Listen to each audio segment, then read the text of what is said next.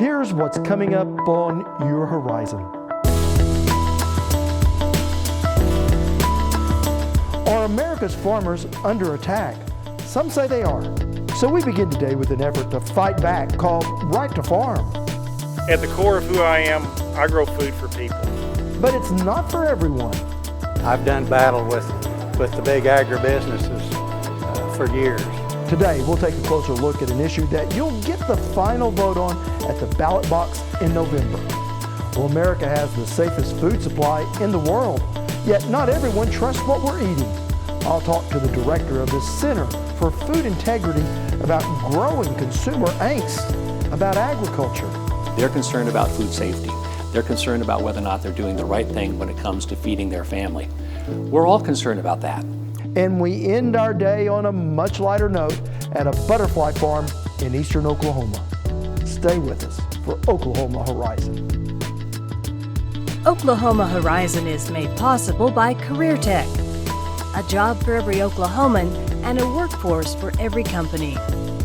With additional support from the Oklahoma Department of Agriculture, Food, and Forestry.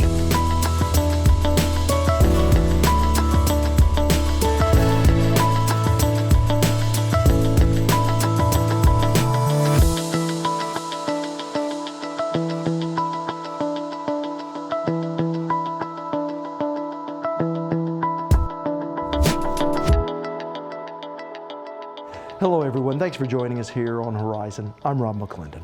When voters go to the polls in November, they'll be choosing more than just our next president. In addition to the elected offices, there'll be state questions on the ballot, one of which is called Right to Farm. Opponents of Right to Farm, or State Question 777 as it will appear on the ballot, say this keeps new unnecessary regulations off the books for Oklahoma farmers. But opponents of 777 say if passed, farmers would have too much freedom, inviting abuse and eventually federal regulation. Blaine Singletary gives us a look at both sides of this debate. Jimmy Kinder is an Oklahoma farmer. This is a fourth generation farm. We primarily grow wheat and cattle, grow some canola, sesame, grain sorghum. So we're well diversified farming area in southwest Oklahoma. Aside from the normal day-to-day challenges he faces in this profession, including where the fifth generation may come from, he also worries about tighter farming industry regulations. Such measures are being enacted in other states, and State Question 777 seeks to keep them off the books in the Sooner states. 777 is important to my farm because as we look on the east and west coast, we see some ballot initiatives, some regulations that have come out of those states that not are necessarily science-based, they're more social-based, and they inhibit the way those farmers are able to produce food and fiber for their land. If approved, SQ 777 will amend the state constitution, adding in a new section guaranteeing the right of farmers and ranchers to make use of agricultural technology, livestock procedures, and ranching practices. Kinder embraces these modern farming and ranching methods and says they're vital for the future of his farm. To say that I believe that because of modern farming operations that I'm doing now, that the next generation will actually have a better farm than I inherited. And so I don't want anyone to be able to come in and inhibit that because of non-scientific social pressure. Modern operations like growing GMO crops. And we do so because it makes good economic sense, it makes good sense from the science point of view, and actually we're able to build our soil because of some of these GMO crops. And with special interest groups and propositions in other states looking to change the way GMOs are produced and sold, amongst other things, the Oklahoma Farm Bureau decided to take action on behalf of the state's farmers. But we here at Farm Bureau saw the need over the past couple years through what other states are doing through their legislative bodies. John Collison is the Vice President of Public Policy for the Farm Bureau. And he's not happy with some laws other states have passed, like California's Proposition 2, requiring all eggs sold in the state to come from chickens living in more spacious cages. It went into effect January 2015 after receiving 60% voter approval. What these states are doing through their legislative body is putting agriculture out of business. And so the reason State Question 777 exists is so that we can make sure here at the Oklahoma Farm Bureau that we're protecting Oklahoma's agricultural industry, the state's second largest industry, into the future. Collison says this proposed amendment would add another line of defense for farmers and ranchers. It limits lawmakers' abilities to interfere with the rights this amendment would add. In order to enact legislation against these rights, they must be justified by a compelling state interest. And that's what we need in place, a compelling state interest. Because what's happening in the other states is they're just going in and putting in statutory laws and affecting agriculture that way. The state question is undeniably broad and tough, but Collison points out it's not entirely impenetrable. The legislators still can affect it. They can still pass bills. It just needs to have a compelling state interest that these pieces of legislation make sense into the future. While the yes side says this question is meant to make sure the legislature can't just do whatever it wants, the no side says this amendment, if passed, would allow farmers to do whatever they want. We spoke to some of them at a press conference held at the state capitol. It gives a privileged immunity for agriculture, and nobody else has that. That's former Senator Paul Meggy.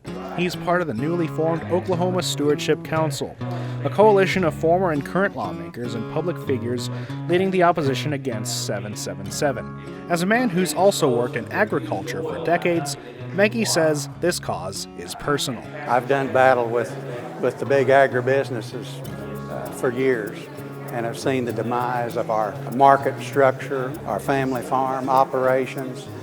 In other words, get big or get out. I was told that by ag economists. The council says this would blow the doors wide open for farmers both big and small. But the big farmers would come out on top in the end. Former State Attorney General Drew Edmondson leads the Oklahoma Stewardship Council. Well, agriculture has changed over the last few decades where, it used to be there were millions of small family farms across the country. That is not farming today. Now farming is done by Smithfield, it's done by Tyson, it's done by Seaboard. Edmondson says if this measure passes, not only would the state legislature have its hands tied, but municipal and county lawmakers as well. If the city of Norman decided that they wanted to ban skunk farms inside the city limit, they would not be able to do that under 777. Their main argument is that 777 wouldn't allow the laws to change as quickly as the industry changes. I don't know what they're going to think of adding next week. We don't know what genetic modifications they're going to want to do to our seed plants next year. But we have to maintain the ability to respond to a rapidly changing corporate production of food. No, I don't see that. Again, John Collison. The fact of the matter is we're an agriculture state. We're here to protect agriculture. We're here to make sure that agriculture into the future is successful. And that success is important, he says, for the over 600,000 Oklahomans who are food insecure, a cause that Jimmy Kinder also takes to heart. That number shouldn't be there. I should be able to grow food as cheaply as possible for those people that are insecure so they can have food on the table. It's a power struggle, with each side not wanting the other to have too much freedom when it comes to deciding how we run Oklahoma's #2 industry. But with the issue now in the hands of voters, all either side can do is work to get their message out to the public. Drew Edmondson. Well, if you ask 10 people, are they in favor of the freedom to farm, probably 9 of them are going to say yes. It sounds like something we ought to be for. So it's going to be an educational process to say that the devil's in the details, and farmers are not in jeopardy right now from the state. And farmers like Jimmy Kinder say the state is not in danger from them. At the core of who I am, I grow food for people, and that's what I'm about. If it passes today, nothing changes out here on the farm. We still will have rules and laws that we have to abide by, and we're okay with that.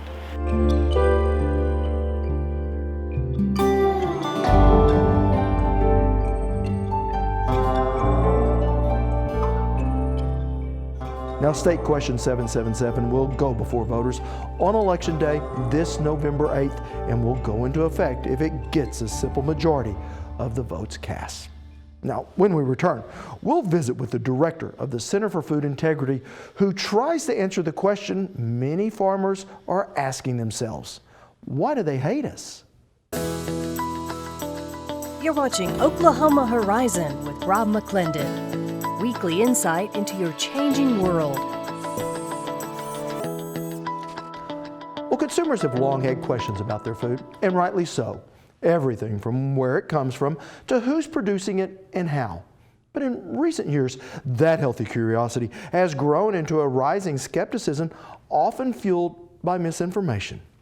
It's an environment bombarded with contradictions, and one our next guest knows all too well. Charlie Arnott is the director of the Center for Food Integrity and believes a sustainable food system must be ethically grounded, scientifically verified, and economically viable.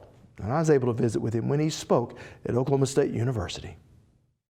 Well, the social license for agriculture is truly at risk today, as we see more brands and more regulations and more legislation being passed to restrict what agriculture can do.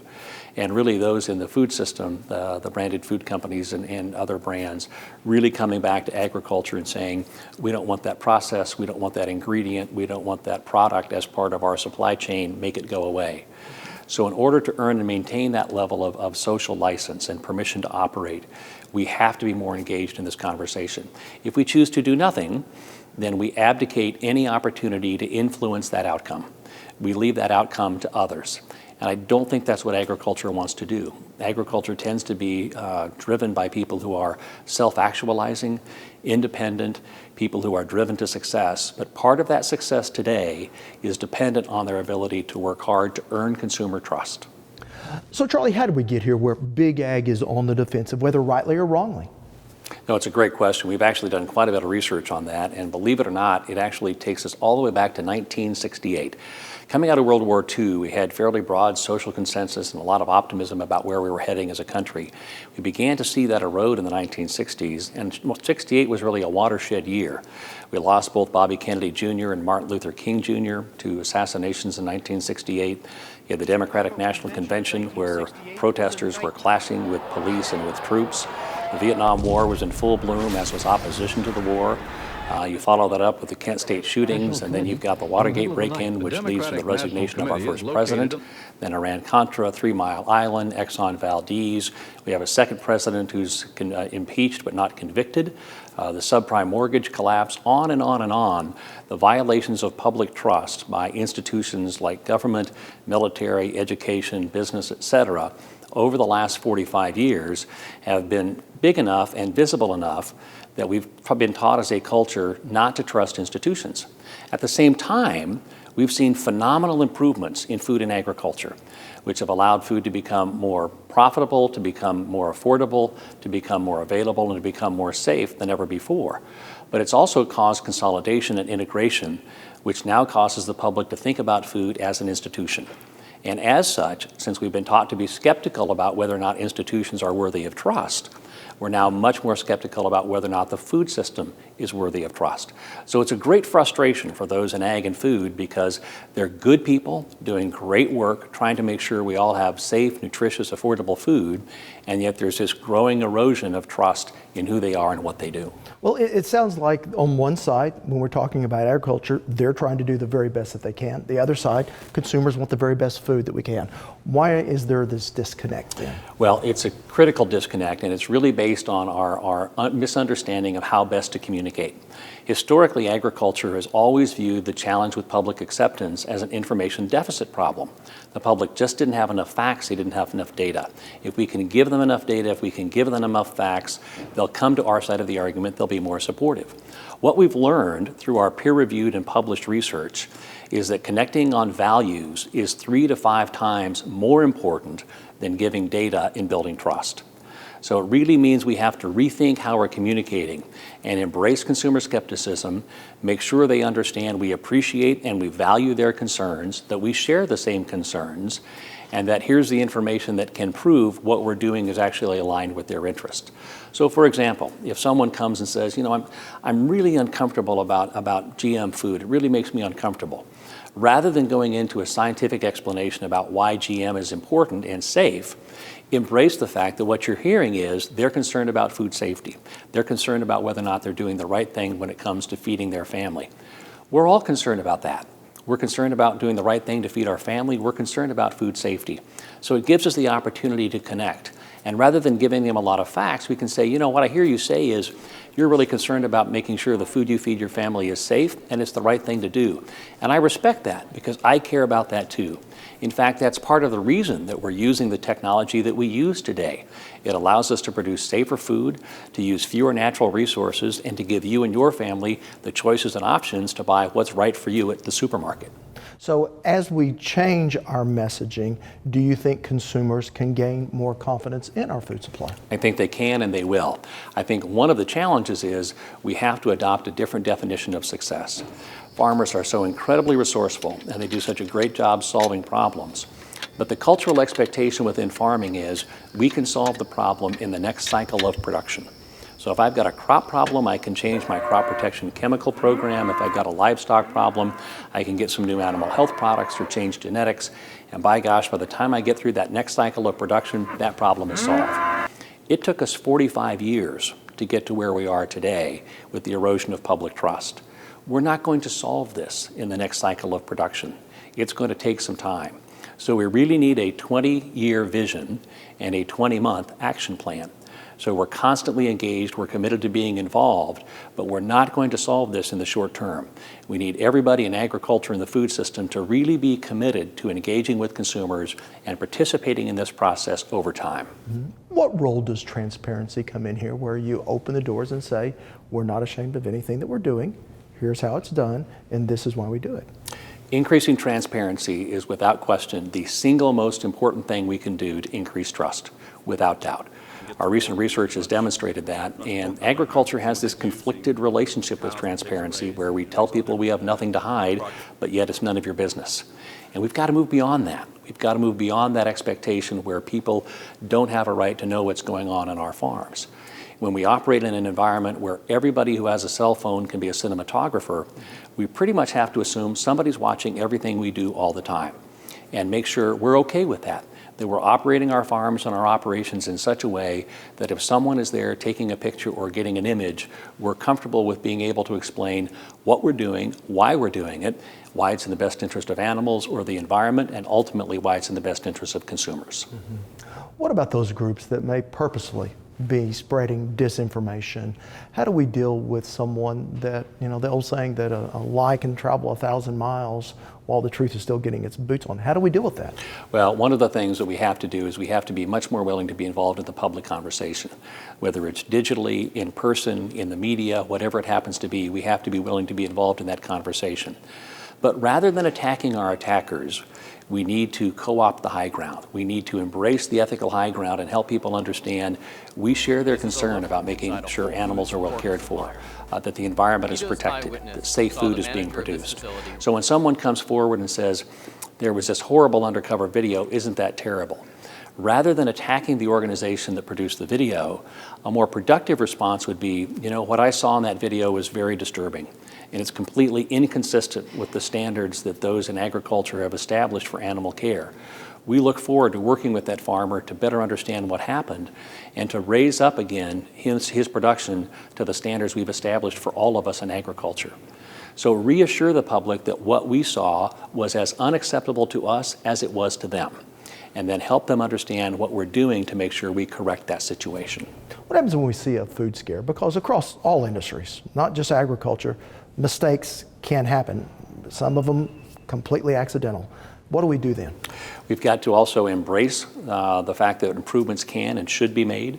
We need to embrace consumer skepticism, and rather than again being defensive, help them understand why that particular scare exists, what they can do to avoid any potential problems, and then provide the reassurance that those are exceptions, not the rule.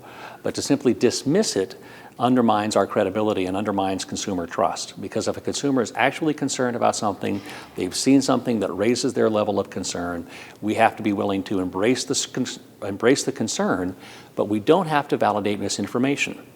So I can embrace your concern about animal care or about food safety without validating the misinformation that led to that concern. And I do want to ask a final question about the communication part and just how tenuous it can be if people don't trust the information they're given. And that, again, goes across industry. Agriculture's not alone here, are they? No, absolutely not. Absolutely not. People are much more skeptical about information than they've ever been before. And that's why simply delivering science in and of itself is not going to be sufficient. If I can't help you understand that I embrace your concerns, I understand your concerns, and I share your concerns, then the information I share with you is not likely to be well received. One of the things that we have to understand is really kind of the communication equation. Science tells us if we can do something, society tells us whether or not we should do something. We're very good at answering the can question. We've got great science in agriculture, but we have to improve our ability to answer the should question. And the should question is based on helping the public understand that what we're doing is the best for animals, it's good for the environment, and it's really in the best interest of consumers and society. That's where we need to focus if we want to restore trust. All right, Charlie Arnott, thank you so much. Thank you. Appreciate the opportunity. Well, the Center for Food Integrity is a not-for-profit organization whose members and project partners represent a diversity of today's food system, from farmers, ranchers, and food companies to universities and non-governmental organizations, as well as restaurants, retailers, and food processors. Horizon is at your fingertips. Join us on Facebook, Twitter, and YouTube to catch the segments you may have missed and our latest new content as it happens. Well, think about this. If nothing ever changed, there would be no butterflies. What begins life as a caterpillar transforms into what's been called a flying flower. Joining me now with more is our Courtney May. And this beautiful creature can be found right here in Oklahoma. Jane Breckenridge and David Bolkin are farmers in eastern Oklahoma, but not just any kind of farmers. They farm butterflies. And with a $500,000 grant from the Department of Agriculture, this money will be used to create jobs on the farm. It's a real business with a growing demand, and butterfly farmers can barely keep up. This husband and wife team raise almost 20,000 butterflies a year, and they've been doing it for almost 20 years. I grew up here in Oklahoma, and this is actually my great-grandmother's original creek allotment, so this is a farm, fifth generation. I'm the fifth generation to farm here, the first to be a butterfly farmer. And before they have wings, tiny caterpillars grow from the size of a pinpoint to 2,000 times that in only a 2-week span, which Breckenridge says requires a lot of food. You have a caterpillar that crawls around the ground and eats leaves, and then it sheds the skin to make a beautiful little chrysalid, and 10 days later you've got something that's flying, that's eating different food, that anatomically in every way is completely different. And again, it's just, no matter how many times I see it, when they actually make that transformation, it never ever fails to just completely just give me a sense of awe and wonder at the natural world. And once the butterflies begin to migrate, they travel to Canada and back down to Mexico in seasonal cycles. It's about a 2,000-mile journey one way. And now the same butterflies don't make it all the way up and all the way back, but the same butterflies from Canada that start the migration back, going south, they will make it all the way to Mexico. And then it takes 3 generations to get up. So it's a multi-generational thing. A tiny little butterfly that is so fragile, flying thousands of miles to someplace it has never been before. It is miraculous. And this butterfly farm is also creating jobs in rural Oklahoma through a program they launched called the Natives Raising Natives Project. We're training tribal members to raise butterflies, promote employment, provide eco-friendly employment that helps the environment, promote awareness of conservation of these threatened species of butterflies and pollinators. And this popular flying beauty can be sold anywhere from 75 cents to $7 a piece to be released at weddings and sold to museums and zoos. And the Yuchi farm also has a traveling butterfly exhibit. We can be anywhere in the United States in 48 hours, set up with a butterfly house, set up with butterflies flying for a fair, an exhibit, whatever anybody wants us to do. And after 20 years in the business, Breckenridge says they are still learning. In the wild, only 5% of butterfly eggs that are laid will make it to be an adult butterfly. In captivity, we actually make that to 95%. So we're doing something right.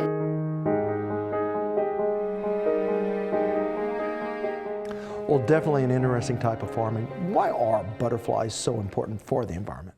Well, they provide aesthetic value, and many people just get a sense of happiness from being around butterflies. And they also provide pollination and a natural pest control. And it's said that an area rich in butterflies is a healthy environment. All right. Thank you so much, Court. You're welcome, Rob. So how important is location? Next time on Oklahoma Horizon, we look at Oklahoma's transportation industry and the jobs it creates here in the middle of America. If trucking stops, Oklahoma stops. America stops. It's that vital. Keeping the wheels of commerce rolling on Oklahoma Show for the Heartland, Oklahoma Horizon. Thanks for including us as part of your day. I'm Rob McClendon. Hope to see you back here next week. Oklahoma Horizon is made possible by the Oklahoma Department of Career and Technology Education and the Oklahoma Department of Agriculture, Food, and Forestry.